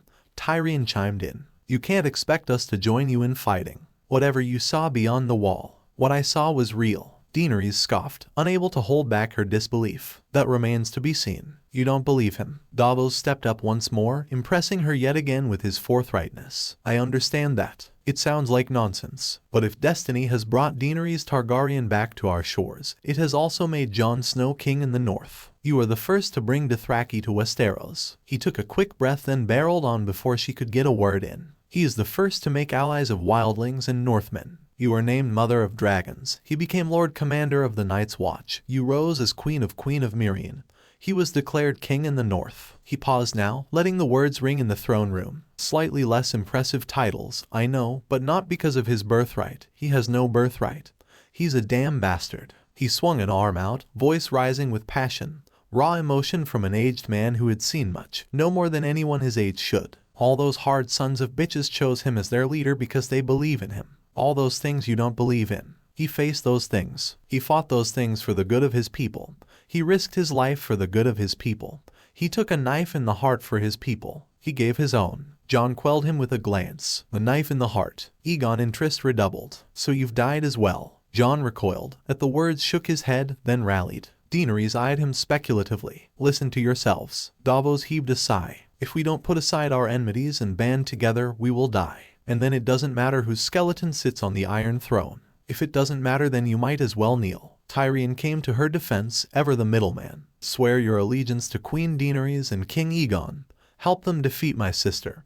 And together our armies will protect the north. There's no time for that. Jon remained damnably stubborn, much to her ire. There's no time for any of this. While we stand here debating, it takes no time to bend the knee. For all their mounting tempers, Tyrion tried one last time with all the courage of a giant. Pledge your sword to her cause, then. And why in the seven hells would I do that? Jon recoiled as though the very implication of it all stung him. I mean no offense, your graces, but I don't know you. Either of you. He looked between her and Aegon as one might perfect strangers, which to be fair, they were. As far as I can tell, your claim to the throne rests entirely on your father's name, and my own father fought to overthrow the Mad King. The lords of the north place their trust in me to lead them, and I will continue to do so as well as I can, for as long as I can.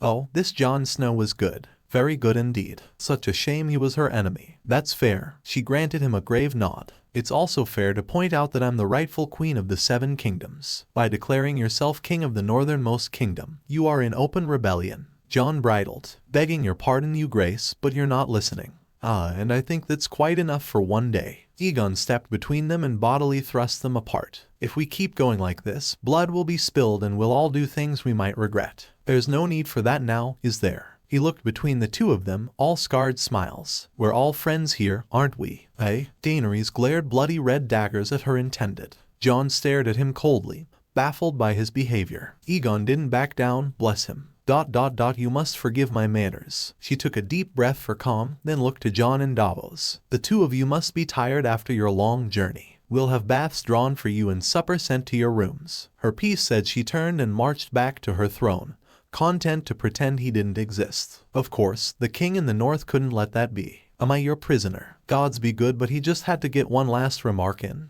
didn't he? Daenerys glared over her shoulder at him. Not yet. Aegon found him on the cliffs. In hindsight, Jon wasn't surprised. It was the only place he could get away from everyone and see his ship, so it made sense that someone would track him down here. Brooding, are we? He didn't answer, refused to even look at him. That didn't stop Aegon. Not in the least, no, not by a mile. You're doing a very good job of it, the prince jibed, standing by his side. You've got the whole dark and somber look going for you. Almost reminds me of an old friend. You would have liked him, I think. You could both be dark and broody together. Would he never stop talking? You know, his name was Sasuke. Jon's temper sparked and he rounded on him. Why am I a prisoner here? You're not a prisoner. The prince swept a hand out across the cliffs. You're free to walk the castle, the yard, the beaches, wherever you want really. Except my ship. He looked to the moored galleon so close, yet so far away. I can't leave. No, you can't. Her intended smiled at him. But there's a reason for that. If we let you leave now, we'd never have a chance to make a proper alliance. He nearly guffawed outright. And you think there's a chance for that? After what you just heard. You laid a lot at Dany's feet. You can't expect her to just blindly accept it straight away. He clapped him on the back. Don't worry about her. She'll come around once she's finished sulking. This is what she does. After all, she protects people from monsters. It's why she crossed the narrow sea, you see. His good eye winked at him jovially. Because sometimes you need a monster to fight a monster. John frowned at him. And that's what you are. The monster. Egon shrugged. I can be at times. John winced. You're insane. I am. Egon Naruto granted him a little. But I'm also sane enough to admit it. That doesn't make any sense. A laugh was his reward. Trying having your skull smashed in as a babe, dying, and coming back. See if things make sense then. He rounded on him. I have. Someone smashed in your skull as a baby. John blanched. No. But I suffered something similar not long ago. Egon's eye fastened upon him. You're telling the truth, aren't you? He was. Gods knew he wished otherwise. There were things a man shouldn't see, shouldn't suffer, shouldn't signify.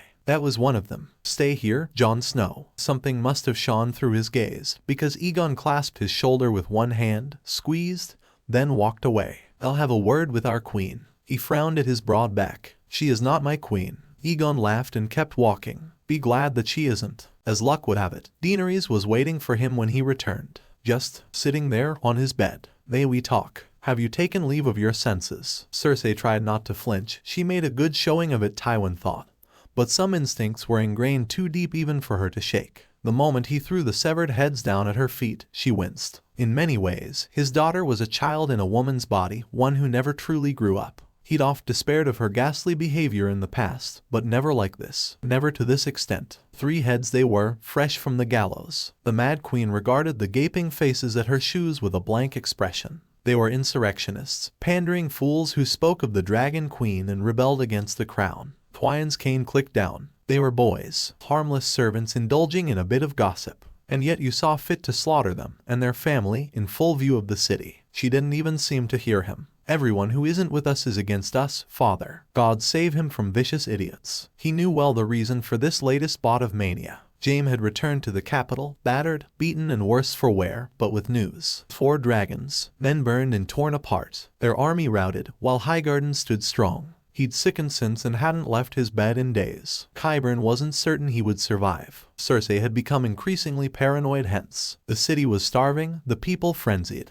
And now she did this. He'd told her. He had told her not to execute the servants, for that was the mark of a foolish and thoughtless ruler. She had disobeyed him, of course. Blast. But why had he ever thought she would listen? Now he towered over her, leaning heavily upon his cane, yes, but still well within striking distance. He contemplated it for a moment, then thought better of it. No, he mustn't. No matter how gratifying it might feel. Striking Cersei the queen would only destabilize their position yet further. Instead, he fixed her with a look colder than all the 7 hells combined. Leave us. The guards hesitated, looking amongst themselves in their shiny new armor. On the contrary, his men, good Lannister men carefully cultivated over the last week, stood ready. Leave. He growled the word out at them like ground glass, or I shall have you all beheaded come sundown. They needn't be told twice. One broke ranks and the others followed. Without the imposing terror of the mountain at their back, their wills were weak. They scarpered and shut the door behind them with a ponderous boom, leaving them alone with naught but the Iron Throne. Tywin limped up the steps to meet his daughter. This time, she didn't flinch. Foolish of her. Most foolish indeed.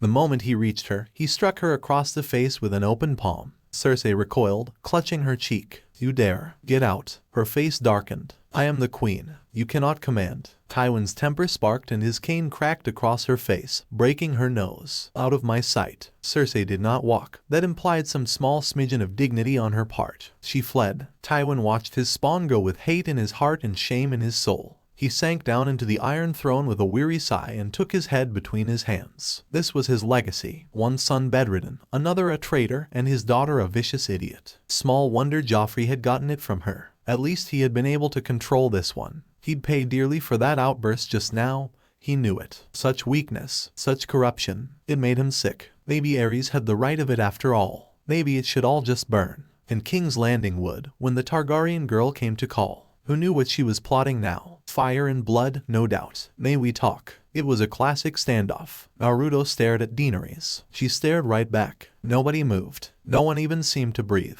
Westeros, nay, the very world itself seemed to hold its breath, balanced on a knife's edge, waiting for one of them to make a move. That last bit was perhaps something of an exaggeration Naruto found, but one that fit the situation all the same. Daenerys watched him and he watched her right back, two dragons wary of one another. She patted the empty bed with one hand. "Won't you come in?" He made a face. "That depends." She frowned. "On you?" That drew a blink from her, accompanied by a slow tilt of the head. "Have I done something to offend you?" "Not especially." He just couldn't read the look in her eye and he wasn't sure what she was up to. "You're still running laps around the yard." Danny huffed a little at that, but otherwise didn't refute him. She'd lost their bet fair and square. "I'm not here to talk about that. I wanted to discuss other things." She made no move to discard her dress. If she expected him to disrobe before her and put on a show, then she had another thing coming. "And what is it you want?"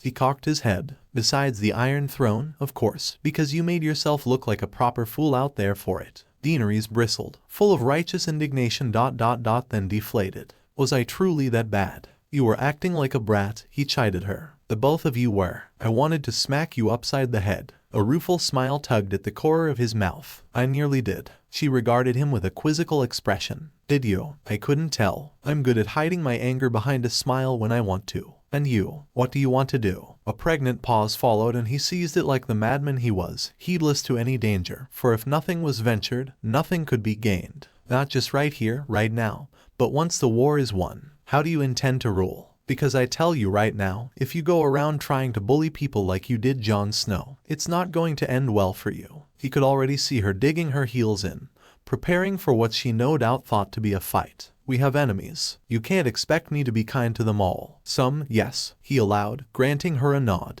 "But you nearly made an enemy out of a potential ally today. If I hadn't stepped in, the King of the North might be sailing home right about now." She stiffened a little at the insinuation, but he didn't relent, if only because he knew she respected boldness. Besides, he wanted to get a better feel for the woman who would be his beloved, his queen, and might one day become the mother of his children. "I would rule fairly, of course." "Yes," her interjected kindly, "but how? What laws would you pass? What would you enforce? To whom would you listen?" Daenerys scowled angrily his way. "If this is your idea of bedside manner, then it leaves much to be desired." She hadn't refused him outright. Good. He met her stare evenly and folded both arms before his chest. Hesitation was, as they say, defeat. "Well?" Daenerys squirmed under his gaze and whined a little, a noise she'd never made in public. "I don't know." "There, I said it. Are you happy now, Egon?" Naruto felt a brief flare of irritation spark to life in his chest. He wrote it out with the patience of eternity. "Do you think I enjoy this?" He shook his head. "I'm not doing it to make you uncomfortable." "Then why?" "Because you need to be better than me." He planted his feet and refused to approach. "Not yet. A proper ruler. You'll have to be more than you were in Meereen. Much more. Westeros will eat you alive if you let it. I can help, but I'm pants when it comes to making laws and big decisions. If you want something smashed or burnt, maybe even annihilated, then I'm your man. But laws, peace." Now it was his turn to pull a face. "You'll need to listen to your advisors, trust your own judgment and choose the best path yourself, and even then half the folks here will fight you. If you want to make the realm for all and break the wheel you've been on about, then you'll have to drag them to it, kicking and screaming. For that, you need a plan." She fell silent for a long moment. "You've put a great deal of thought into this. Strategy in battle is my strong suit." And it was. Courtly etiquette, not so much. He shrugged a shoulder. "It's easier if you think of it all as one big battle." For some reason that drew a small, sad little smile to Dany's pale face. "So your quarrel isn't with me, then?" "It has not, nor will it ever be with you." "And loyal." He lifted his chin. "Loyalty always matters." "Why?" His brow furrowed. "I'm afraid I don't follow." "That's just it." Her voice peaked for a moment before she managed to master herself. "Why do you follow me? Why do you tolerate me at all? Everyone here owes something to me in some way, shape, or form. But you owe me nothing. You could take the Seven Kingdoms by storm if you wanted. Dorne would surely support you,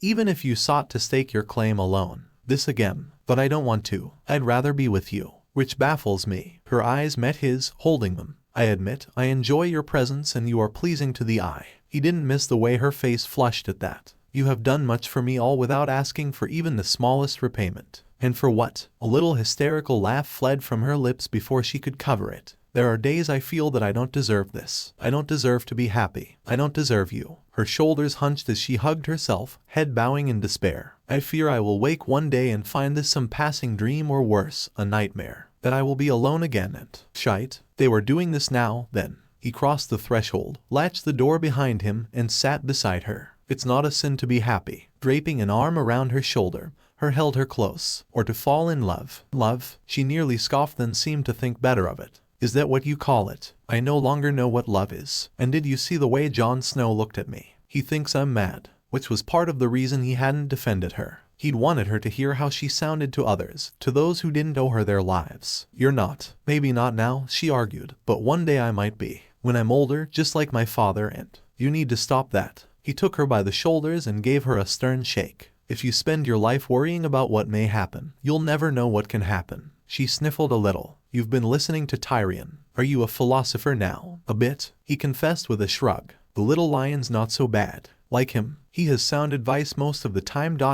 when it doesn't involve his family. And speaking of family, he shifted his grip on her, moving his hands to hers. Remember what I promised you. I said I would never forsake you and I meant it. She warbled a little. Even if I go mad. Even then. He tapped a finger to his skull, then poked hers. Which you won't. If you lose yourself, I'll snap you out of it. The world already has one mad dragon too many. It doesn't need another. I really don't deserve you. It's not about deserving. He squeezed her hands in his. We're both ... not quite right. She sighed ... but still gripped his fingers tight. Is that another word for mad? Hey, I prefer beautifully broken. She looked at him for a long moment. Then she burst into laughter. Seem he was right about you after all. Confusion reared its ugly head in his ear once more. ... And who is he, exactly? Oberyn? She smiled a little, happier this time. I believe he said something along the lines of being once bitten, twice shy. Gods know I've been dancing around this long enough. Naruto nearly sighed.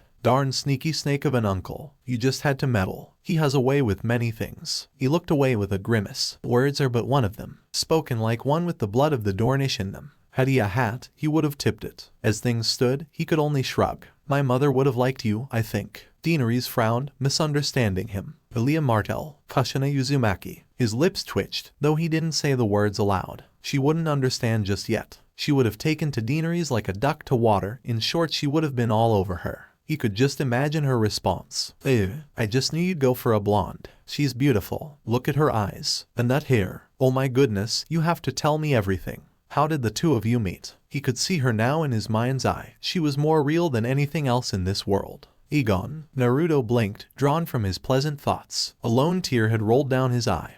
He scrubbed it with the back of his hand. You were staring. He looked back to find Dany's face flushed, eyes half-lidded, her gaze flecked with a hint of concern. He leaned forward. Wait. She touched a hand to his chest. Before she faltered for a moment. I want children. Was that all? All right, his head bobbed. How many? As many as we can have. One couldn't miss the longing in her voice. She clearly wanted to make up for the family she'd never truly had.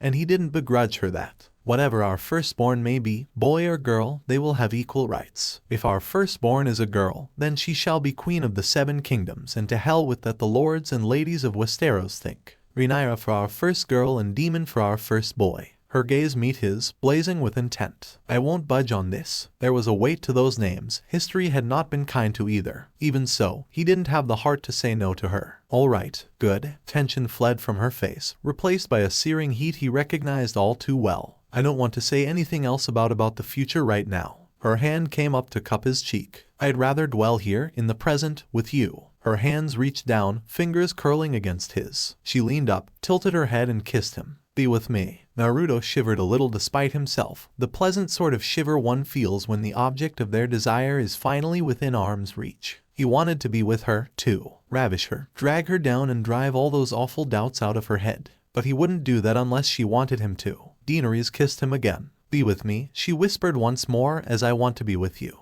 Her words were the spark, igniting an inferno. They collided. There was no other word for it. His lips sought hers hungrily as she did his, their breaths coming in little gasps as they closed the distance between them. Their hands fumbled for purchase and failed to find it beneath their thick outfits. She made an annoyed noise and pulled him closer, dragging his face down to hers. He had absolutely no idea how to remove her clothes properly, too many layers, so he didn't bother. She had many more outfits like this, losing one wouldn't be remiss. It would be their first time, not being intimate, but being together. They were neither of them virgins. They knew what they wanted, and with whom they wanted it to be. They'd been dancing around it for days now, no longer. She tore at his clothes, even as he did the same unto her own. Layer by layer they undressed one another until they finally found what they sought. Her nimble fingers peeled his tunic away while his palms found her bare back and drew down her dress to caress her bottom. She tugged off his trousers with one hand and freed her hair from its braid with the other. Pale tresses tickled his nose and he found himself smiling as she climbed atop him.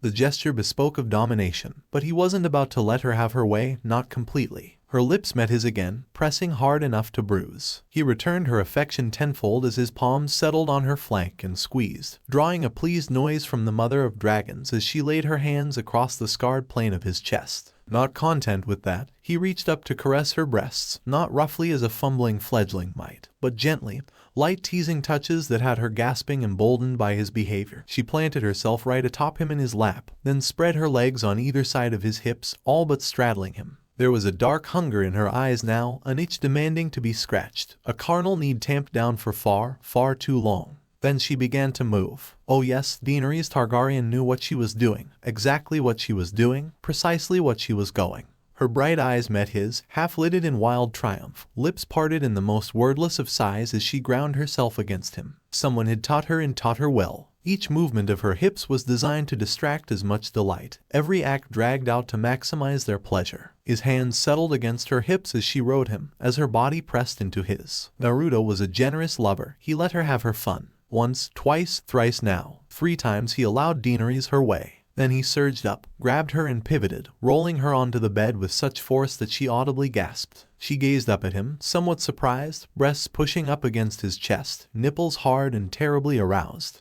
This close he could feel her heart hammering against his, feel her every frantic breath on his face as she gazed deeply into his eyes. She tried to say something, he knew what, but the words failed her. That was all right. He could be patient. Lust was one thing, but love took time. Here and now he was content to hold her here, pin her down, stroke her face with one hand until she calmed down. From there, she linked her hands behind his neck and pulled him closer, until she locked her legs around his waist, urging him on. Well, that was all the encouragement he needed now, wasn't it? Don't you stop, she gasped up at him. I'll never forgive you if you stop now. No more words were needed after that display, nor, for that matter, were any given. Naruto dove down to kiss Daenerys anew, and together, their world descended into a carnal haze. I wouldn't do that, were I you. Tyrion paused before the door, fist raised, just shy of knocking. Do what? He looked to the speaker with a bemused sigh. I have news for our queen. That may be. Oberyn regarded him with a smirk from where he leaned against the wall. But I expect she won't want to hear it. And why is that? A look of scintillating sardonic amusement flashed across the older man's face. She is in talks with our dear prince. Whatever they're discussing, I'm sure they'll want to hear this. Your own Greyjoy has been sighted on the coast. A low moan reverberated through the door. It belonged to their queen.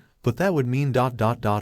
Oh dear. Tyrion blanched. Bugger, you should be happy, Lannister. Oberyn planted a hand on High's shoulder and steered him away. We'll soon have little dragons running about once more, with no lions to chase them, nor mountains to fall upon them. He had a telltale gleam in his eyes now, one that spoke for itself. Today is a day for celebration. Wouldn't you agree? ... Not exactly the words he'd use. Oberyn's words sounded like a promise as much as a threat, a warning of the future. You cannot keep them apart now. He left the words unspoken. It is much too late for that. Tyrion grimaced at the implicit reminder, yet let himself be steered away nevertheless. Lovely. Now, then, Oberyn drawled as they traipsed away. Tell me of this wayward kraken you saw. I'm sure we can prepare a surprise for him. So alright folks, that's all for today. Stay tuned for more stories and adaptations. Do subscribe, like and share for more such videos. Press the bell icon to be notified first on release. See you in the next video. Till then, goodbye.